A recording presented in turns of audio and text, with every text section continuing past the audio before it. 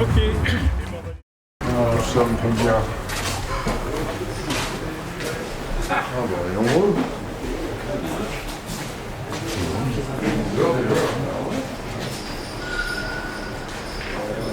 Il est 10 heures.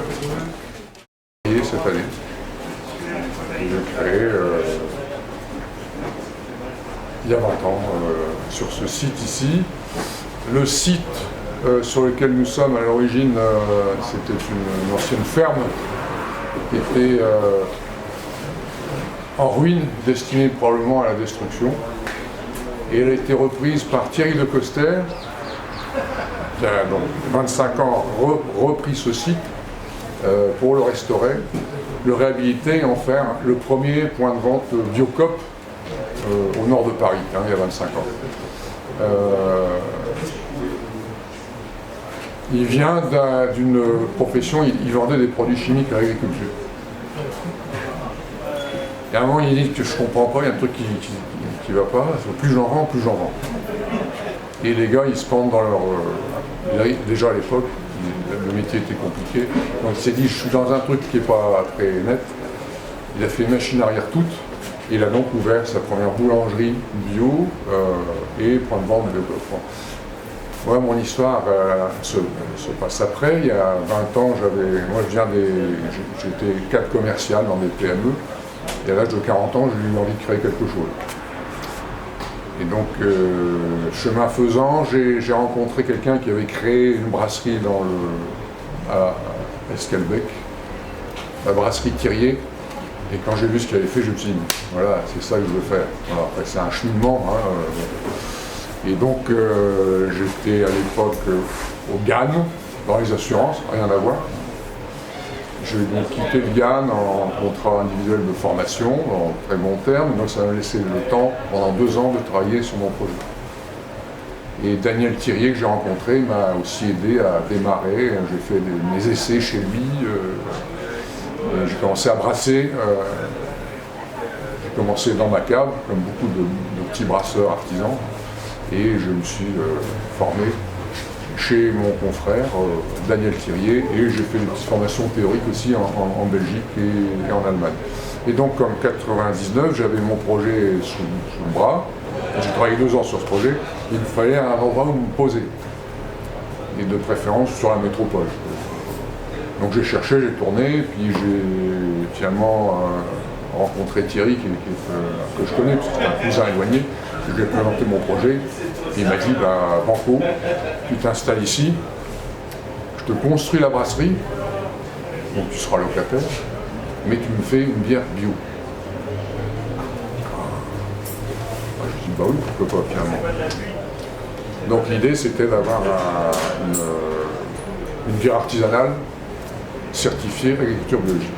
Donc tout ce qui est ici, le bâtiment, n'existait pas à l'époque, donc il était construit par un architecte qui s'appelle Jérôme Mouillet, qui est HQE, haute qualité environnementale, c'est-à-dire qu'ici on utilise des parpaings en terre cuite, beaucoup de bois, beaucoup de lumière naturelle. Et c'est un bâtiment qui, s'il doit être détruit, sera recyclable. Voilà, on pourra recycler les matériaux. Voilà. C'est un peu l'idée de ce type de construction, en cohérence avec la bière bio, hein, c'est d'être dans un bâtiment le plus écologique possible. Alors c'est un bâtiment qui a 20 ans, c'est-à-dire que les normes aujourd'hui en sont plus dures. Voilà. Donc voilà, si vous voulez, on va maintenant...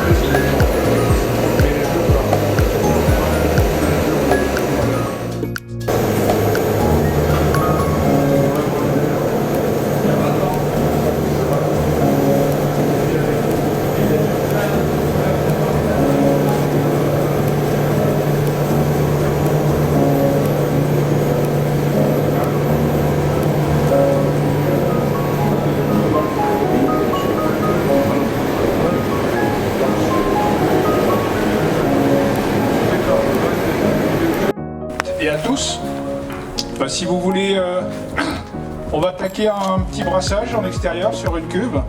Donc vous pouvez vous approcher et puis écouter les explications. Je vous attends. Allez-y, allez-y. Hein. 145 degrés. 145 degrés. Prenez-en 2 ou 3, sinon vous n'aurez pas le goût. Donc le plus clair, il est relativement neutre en goût. On a un petit côté sucré qui arrive. J'ai chauffé de l'eau. Je suis à 65 degrés. Et j'ai mon petit mélange. Donc 65 degrés, c'est pas une température tout à fait par hasard. À cette température-là, en fait, j'ai les enzymes qui sont actifs et donc ils vont transformer l'amidon en sucre fermentescible. Donc c'est quoi un sucre fermentescible, monsieur le brasseur? Ça se transforme en alcool. Voilà, c'est un sucre qui va se transformer en alcool avec la levure.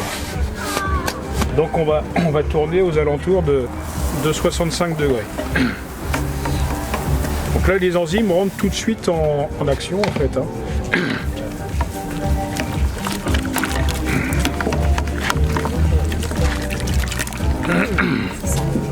Ça sent tout de suite. Ah oui, oui.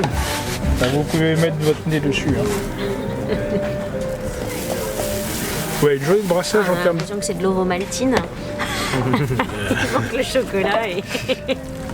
Non, mais tout à l'heure, si vous êtes encore là, je vous ferai goûter. On est sur du porridge. Hein. Ah oui, voilà, c'est ça. Si vous avez l'air de connaître l'Angleterre, donc on est sur des porridge, ni plus ni moins. Donc là, je fais un petit mélange pour une ambrée. Messieurs, dames, bonjour. On démarre un petit brassage. Ça fait rêver une cuve comme ça. Ben là en fait j'ai un tube à malt. Au fond du tube j'ai un filtre comme ça. Ok.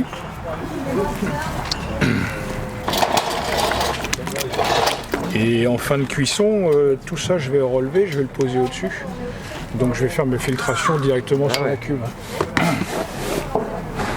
Et l'avantage, c'est que pendant que je filtre, je continue à monter en température. Ça refroidit pas, donc tu gagnes vachement de temps. Et ça, c'est ma cuve. J'utilise celle-ci quand je fais des réglages de recettes, de nouvelles recettes. Okay. Je travaille pas directement sur les grosses, je fais des petites cubes. Parce que si on se loupe, c'est moins à boire. Ça, c'est une cuve de combien? Donc là, ouais, c'est ça. Ouais. Après, c'est rare quand on travaille sur des recettes, c'est pas imbuvable, hein, loin de là. Pas forcément commercialisable.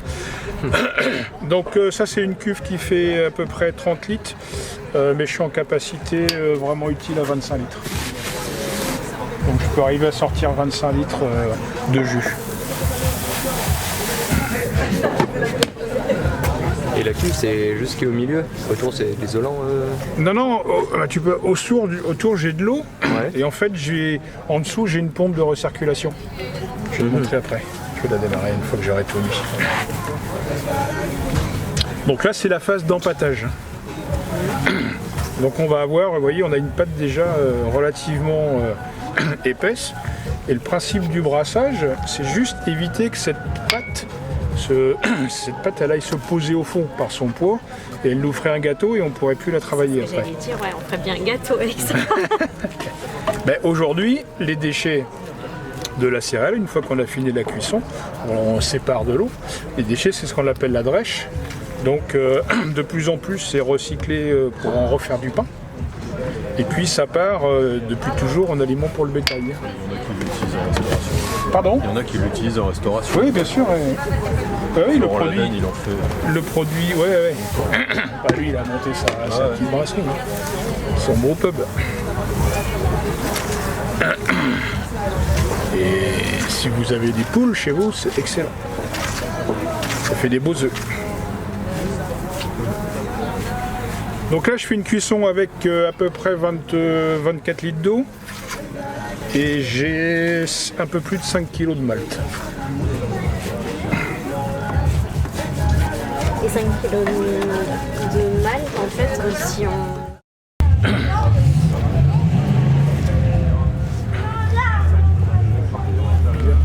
Nous, dans la mesure où on ne fait pas de filtration, ben, la bière, elle va évoluer, elle va vieillir. Et une bière, plus elle est foncée, plus elle va évoluer dans le temps, d'un point de vue gustatif. Donc si vous avez des bonnes bières qui vous plaisent, vous les laissez vieillir 3-4 ans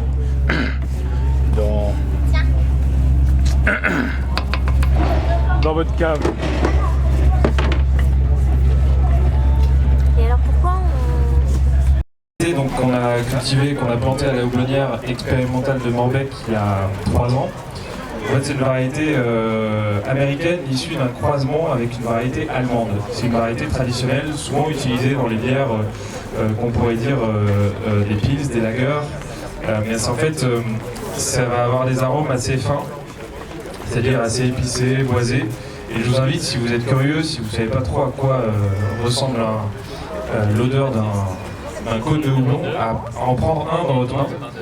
Et en fait, un brasseur, quand il va chercher, quand il va vouloir voir la qualité d'un houblon, il va l'ouvrir. Il va l'ouvrir dans le sens de la longueur. Et en fait, dans le houblon, il y a 3 choses. Il y a 1, l'amertume, ça on le connaît tous. 2, les conservateurs naturels. Et 3, les arômes.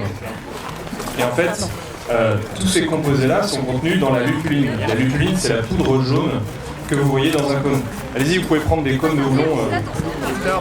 Donc tout ça, c'est dans la lupuline. Donc c'est en fait des toutes petites perles qui contiennent de la résine.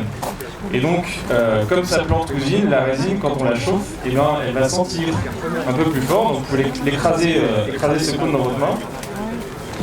Ensuite, vous fermez votre main comme ça, et vous allez sentir.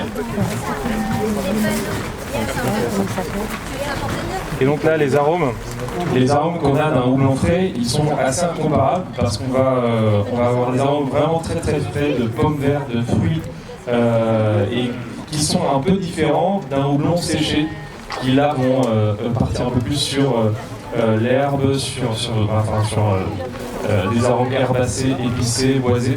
Là, on va vraiment avoir quelque chose de frais. Et en fait, on utilise du coup ce houblon aujourd'hui pour faire la bière de récolte. La bière de récolte, c'est un style qui est un peu perdu.